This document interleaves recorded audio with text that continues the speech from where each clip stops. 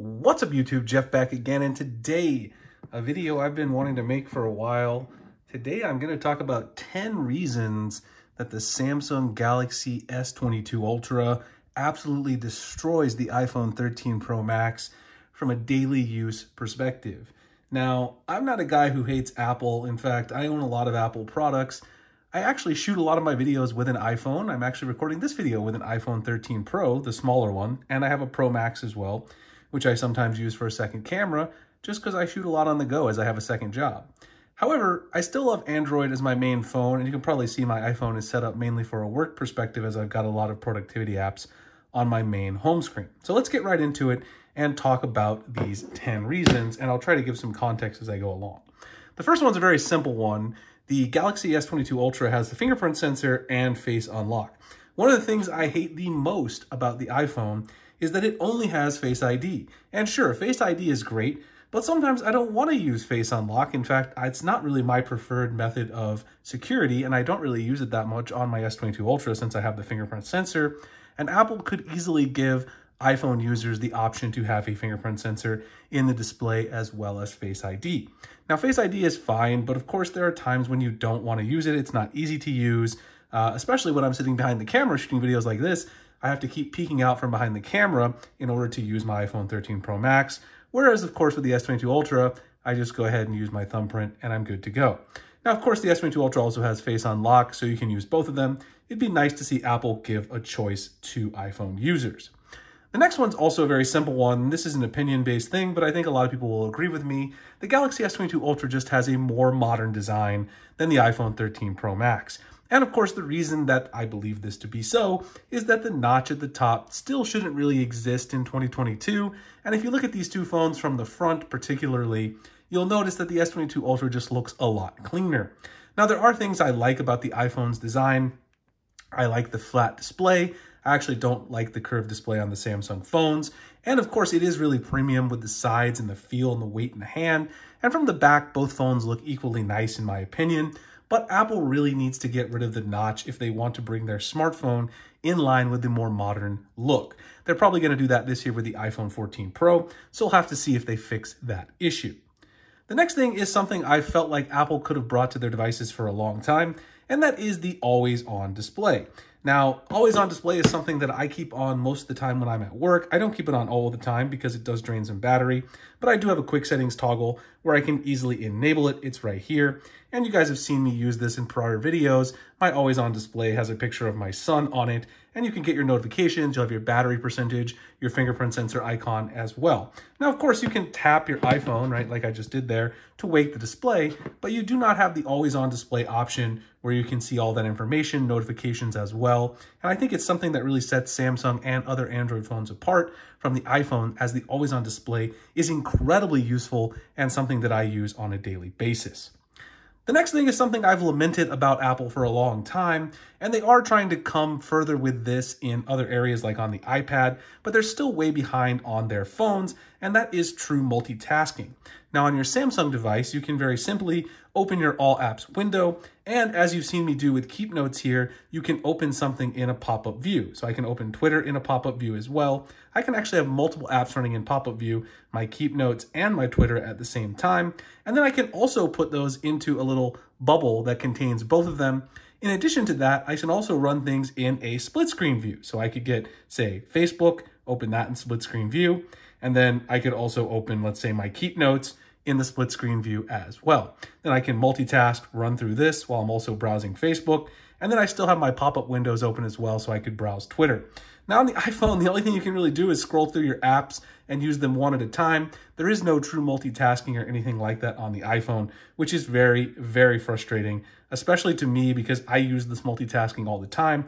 As you guys have seen, whenever I'm making my videos, I am literally using this all the time to make these videos. So I'm going to go ahead and close Keep Notes and put that back in the pop-up view. You can see how very easy it is to navigate the multitasking as well on this device. Go ahead and close out Twitter.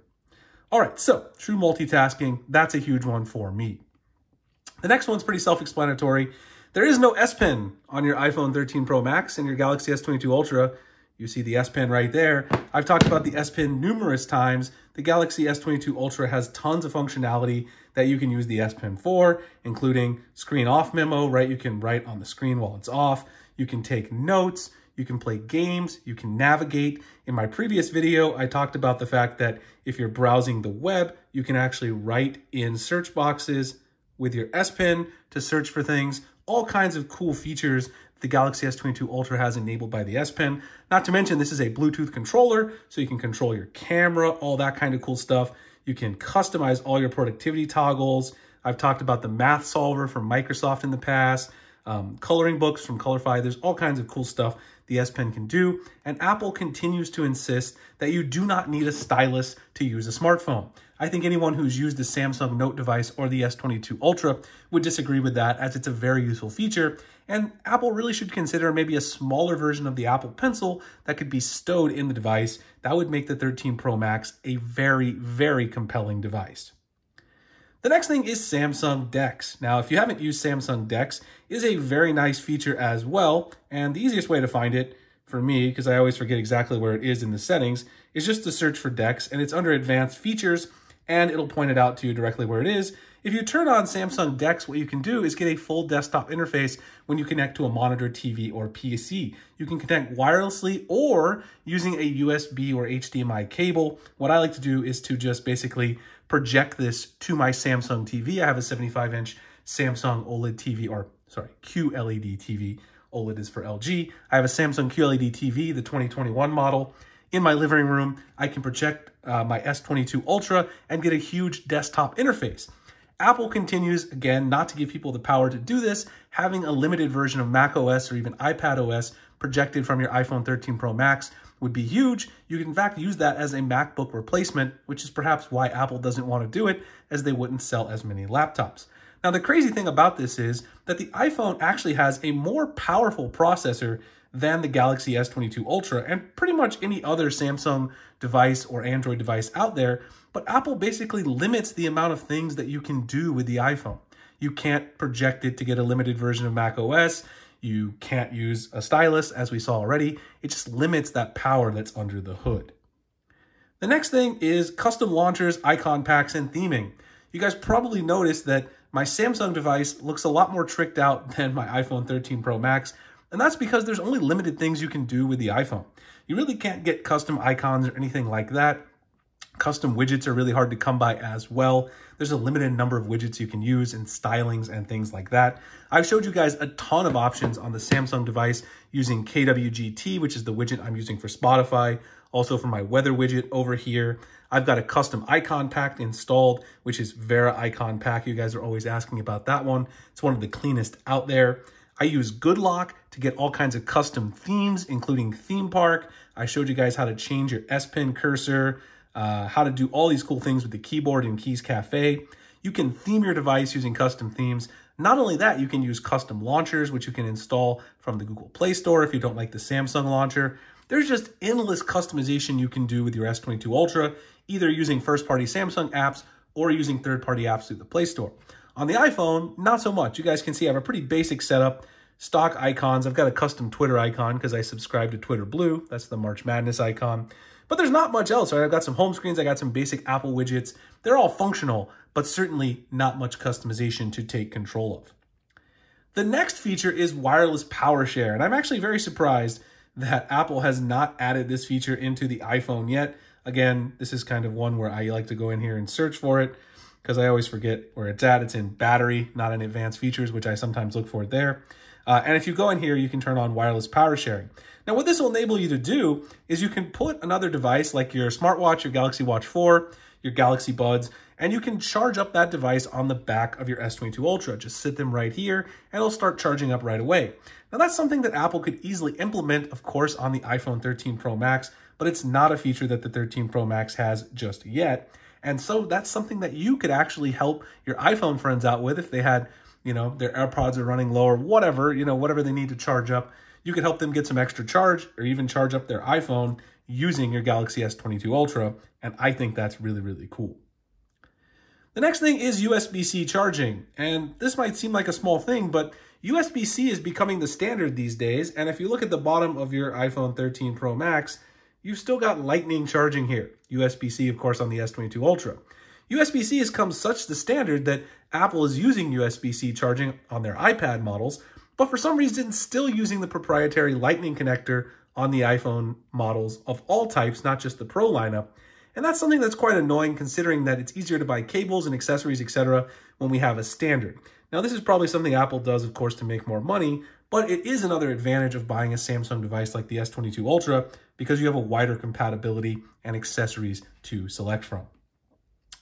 The final thing is more of a really pro feature, but if you're someone who loves tech like me and you love Android, sideloading apps is kind of a cool thing to be able to do. So Apple has said for years that they don't allow sideloading apps for security reasons, but if you know what you're doing and where to look, it's really not that big of a security risk. One of my favorite websites to get APKs to install is APK Mirror, which is a very well-renowned site in the Android community, which was actually founded by the same guy who founded Android Police. You can go here and sideload all kinds of apps. Now, the reason this has a nice benefit is if you're waiting on an app update that has a lot of nice new features, what you can do is you can go grab this APK and install it and get those features before it rolls out officially on the Play Store to your Galaxy S22 Ultra. You can also indeed try versions of apps that are not available in your region. For instance, Good Lock is not available in all regions, but you can actually download Good Lock from APK Mirror. You can go here and search for Good Lock and then just search for that. And down here, you will find various Samsung Good Lock add-ons as well as Good Lock and Good Lock replacements that you can install. So that's really a nice benefit of having sideloading of apps. Again, Apple says it's for security reasons, and they don't want to alienate their user base who prefers to keep things simple and secure, whereas Android, we really like having that extra pro power. So those are 10 reasons why the Galaxy S22 Ultra absolutely destroys the iPhone 13 Pro Max, at least for me, on a daily basis. Let me know what you guys think below. Which phone would you prefer, the iPhone 13 Pro Max or the Galaxy S22 Ultra? We can talk about it in the comments below. I want to remind you guys, we also have our huge giveaway going on for the month of March. If you want to enter that, you can win a flagship device, even an iPhone. It's your choice of flagship this month, up to $500 in cash and other free phones. Check that out at the link in the pinned comment description. Appreciate you guys watching this video. Like, comment, subscribe, hit the notification icon for future videos like this. And I'll see you guys in the next one. Thanks a lot for watching.